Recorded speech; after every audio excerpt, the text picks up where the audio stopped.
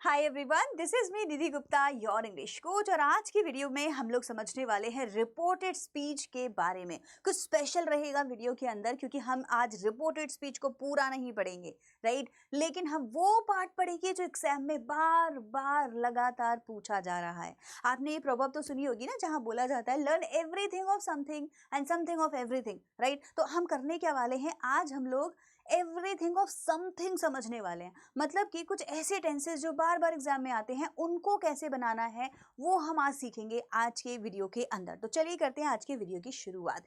तो जैसा कि मैंने आपको बोला, आज हम लोग पढ़ेंगे रिपोर्टेड स्पीच बच्चों, ठीक है। अब रिपोर्टेड स्पीच पूरा जब हम लोग कवर कर रहे होते हैं तो समझो कि हमें 2 हफ्ते 3 हफ्ते लग जाते हैं, क्योंकि हर टेंस को देखना पड़ता है, टेंस किस में कन्वर्ट हुआ है ये देखना पड़ता है, हर टेंस के स्ट्रक्चर समझने पड़ते हैं, प्रैक्टिसेस करनी पड़ती हैं और बहुत टाइम इसमें हमको लगता है। इसके बाद में भी इवेंचुअली जब हम लोग एक्सरसाइजेस कर रहे होते हैं या एग्जाम के क्वेश्चंस को सॉल्व करते हैं, हम वहां पीएम कर देते हैं, पोटेंशियल मिस्टेक वहां हम लोग कर देते हैं। ऐसा क्यों हुआ? क्योंकि जो बार बार पेपर में आ रहा था या जो आपको पता था कि आपका मिस्टेक का कॉर्नर है, उस पर आपने फोकस ही नहीं किया। वहीं आपको बार बार प्रैक्टिस करनी थी ताकि ये मिस्टेक हम ना करें। अब कुछ टेंसेस ऐसे हैं बच्चों जो एग्जाम में बार बार पूछे जाते हैं। जैसे कि जब हम लोग बात करते हैं ना, एक रिपोर्टेड डायलॉग राइटिंग होती है, डायलॉग होते हैं और उसको हमको रिपोर्ट करना होता है, राइट। ऐसे में आप नोटिस करेंगे कि टेंसेस हैं जो बार बार यूज किए जा रहे हैं। उन टेंसेस के बारे में आज के वीडियो में हम लोग पढ़ेंगे। तो which are the important tenses that are being used in exam every time. मैं ये रेगुलर क्लासेस में बहुत बार बता चुकी हूँ, बट क्योंकि स्टूडेंट्स को ये टॉपिक बहुत ज़्यादा पसंद आया, मुझे लगा कि इसका स्पेसिफिक अलग से भी वीडियो होना चाहिए जिससे आप रिपोर्टेड स्पीच को सॉल्व कर पाए। तो देखिए, 2 रिपोर्टेड स्पीच के टेंसेस आज हम लोग कवर करेंगे। एक होगा आपका बच्चों सिंपल प्रेजेंट, एक होगा आपका सिंपल प्रेजेंट और एक होगा आपका, कोई गैस करके देगा चैट सेक्शन में?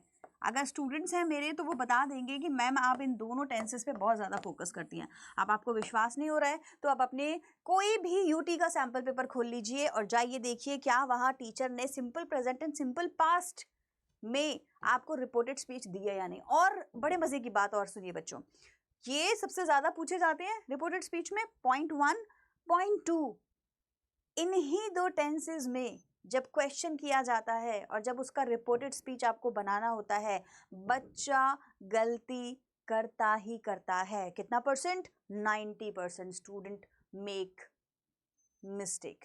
90% students make mistake when they try to solve reported speech of simple present and simple past. क्यों ऐसा मैं बताऊंगी आपको। यहाँ पर ना एक डू और डिड का जो खेल है ना, वो बड़ा गड़बड़ कर जाता है, बच्चे उसको बना ही नहीं पाते और बस वही सारी गड़बड़ हो जाती है।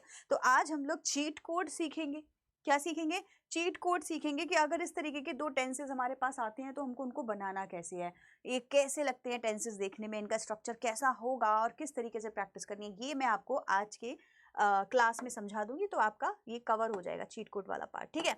चलिए, तो बात करते हैं सबसे पहले प्रेजेंट सिंपल टेंस की। तो सिंपल प्रेजेंट है ना, सिंपल प्रेजेंट टेंस जब हम लोग पढ़ते हैं तो हमें पता होना चाहिए सिंपल प्रेजेंट टेंस में कौन सी स्ट्रक्चर को यूज़ किया जाता है, कौन सी हेल्पिंग वर्ब यूज़ होती है। तो अगर मैं आपसे कहूँ सिंपल प्रेजेंट टेंस में मुझे कोई क्वेश्चन लिख के दो मुझे कोई क्वेश्चन, चलो कैसे लिखोगे उस क्वेश्चन को, क्या बोलोगे आप उस क्वेश्चन में, क्या स्ट्रक्चर होता है सिंपल प्रेजेंट के इंट्रोगेटिव सेंटेंस का? जब डायलॉग राइटिंग होती है ना, तो पहला क्वेश्चन एक क्वेश्चन ही होता है, पहला सेंटेंस एक क्वेश्चन ही होता है। जैसे हो सकता है डू यू लाइक पिज्जा, तो क्या लगा स्टार्टिंग में? डू, और क्या लगा? या तो does she talk to you, क्या वो तुमसे बात करती है? डू यू लाइक पिज्जा, क्या तुम्हें पिज्जा पसंद है? डू यू नो हर, क्या तुम उसको जानते हो? Right. So do and does होता है और इसके साथ होता है वर्ब की फर्स्ट फॉर्म। क्या होता है? वर्ब की फर्स्ट फॉर्म। ये होता है जब हमें सिंपल प्रेजेंट टेंस में सिंपल, क्या लिखा है मैंने, सिंपल प्रेजेंट नहीं लिखा, सिंपल टेंस लिख दिया। एक सेकेंड में इसको सही करती हूँ, सिंपल प्रेजेंट कर देती हूँ उसको, है ना, PRESENT।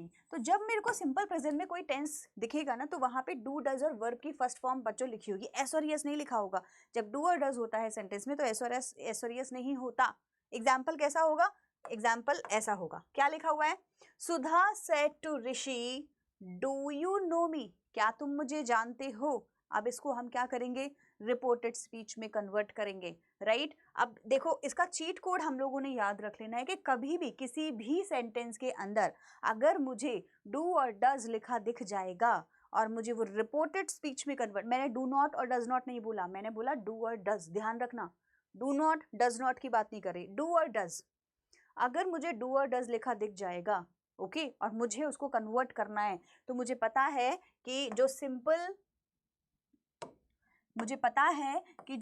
प्रेजेंट टेंस है वो चेंज होता है सिंपल पास्ट में।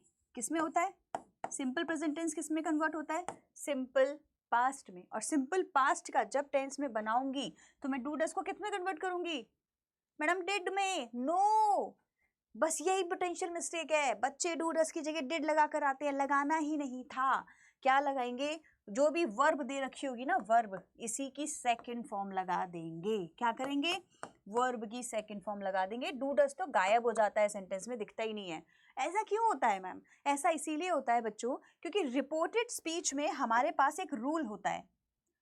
रिपोर्टेड स्पीच में हमारे पास एक रूल होता है और उस रूल में लिखा होता है कि जितने भी आपके टाइप के सेंटेंसेस आपने बना रखे हैं, जैसे कि मान लीजिए आपने एक इंट्रोगेटिव सेंटेंस बनाया, ठीक है, इसको आप क्या करेंगे? एसर्टिव सेंटेंस में कन्वर्ट कर देंगे जब आपने इसको रिपोर्टेड स्पीच में कन्वर्ट किया। फॉर एग्जाम्पल, ये जो सेंटेंस मेरी स्क्रीन पे लिखा हुआ है, Sudha said to Rishi do you know me, कैसा सेंटेंस है ये? इंट्रोगेटिव सेंटेंस है मैम। कन्वर्ट किस में हो जाएगा? एसर्टिव में कन्वर्ट करना पड़ेगा मैम। आया समझ में? तो अब इसका आंसर क्या होगा? मैं बोलूंगी Sudha asked Rishi, Sudha asked Rishi, conjunction if लगेगा। देखो, ये छोटी छोटी चीजें ही आपको पता होनी चाहिए। अगर आपको ये नहीं पता है कि कंजक्शन इफ लगेगा तो आपको जरूरत है पूरी क्लास मेरी देखने की। जल्दी ही मैं एक मैराथन लेकर आऊंगी, 3 घंटे पूरा रिपोर्टेड स्पीच एक दिन कवर करेंगे, उसके अंदर आप मेरे साथ जुड़ जाइएगा। अदरवाइज बहुत सारे वीडियोज ऑलरेडी मैं डाल चुकी हूँ रिपोर्टेड स्पीच के ऊपर, हर क्लास में सॉल्व कराती हूँ, ग्रामर की क्लास में। आप देखो, थोड़ा स्क्रोल करो, रिपोर्टेड स्पीच निधि मैम के नाम से ढूंढो, आपको वहां भी मिल जाएगा, ठीक है? चलिए, सो मैंने बोला सुधा आस्क्ड ऋषि इफ, यू ऋषि के हिसाब से चेंज होगा, ही हो जाएगा, इफ ही। नाउ मैंने आपको क्या बोला?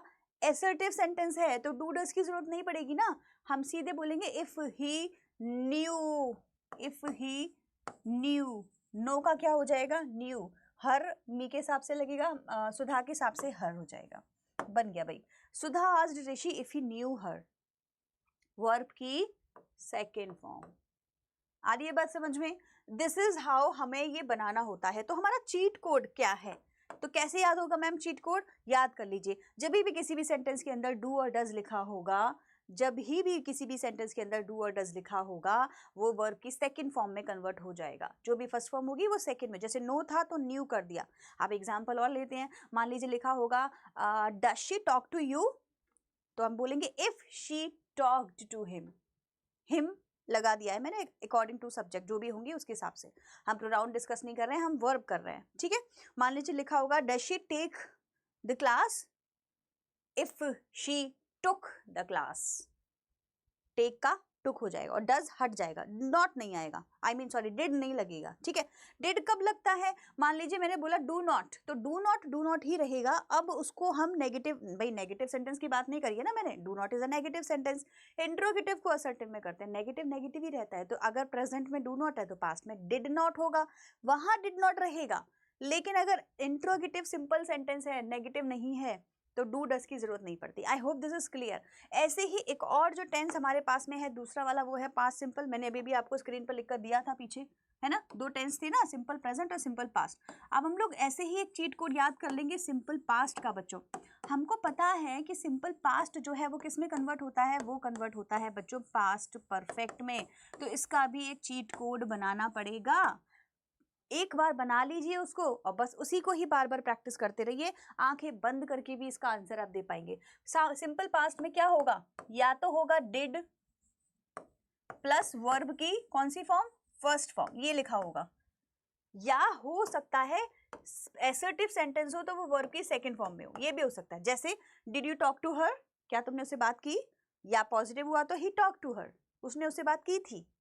दोनों तरीके के सेंटेंसेस हो सकते हैं। एग्जाम्पल एक देखें, ठीक है, एग्जाम्पल अब देखें क्या होगा, इस टाइप से होगा। देखो, Ravi said to Saavi,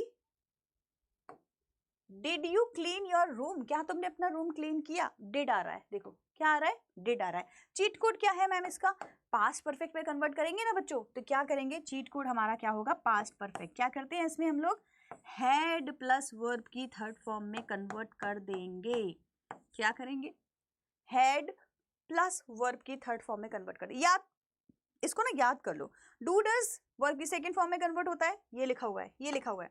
do does verb की सेकंड फॉर्म में कन्वर्ट होता है, और डिड प्लस वर्ब की फर्स्ट फॉर्म जो होगा, मतलब डिड जो होगा वो हैड थर्ड फॉर्म में कन्वर्ट होता है।